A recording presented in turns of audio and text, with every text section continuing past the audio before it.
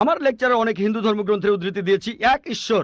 আপনাদের ধর্মগ্রন্থ বলছে মূর্তি পূজা করবে না।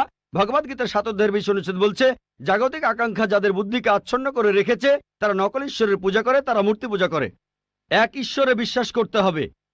আজকে আমার লেকচারে বলেছিলাম বিশ্বাস করতে হবে অন্তিম ঋষিকে, কল্কি অবতার, যার বাবার নাম হবে বিষ্ণুইয়াস আব্দুল্লাহ, তার মায়ের নাম হবে সুমতি আমিনা। তিনি জন্মগ্রহণ করবেন শাম্বালা নামের গ্রামে মক্কা। তিনি জন্মাবেন শাম্বালা শহরের প্রধানের ঘরে, মক্কার প্রধানের ঘরে।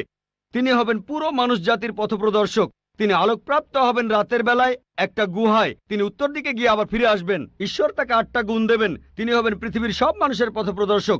তিনি একটা ঘোড়ায় চড়বেন, ডান হাতে থাকবে একটা তরবারি, 4 জন সহচর থাকবে তাকে বিভিন্ন সময় ফেরেশতাগণ সাহায্য করবেন।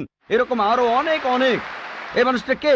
যদি ভালো হিন্দু হয়ে থাকেন তাহলে আপনিই এই অন্তিম ঋষিকে বিশ্বাস করবেন, তা না হলে আপনি ভালো হিন্দু নেই।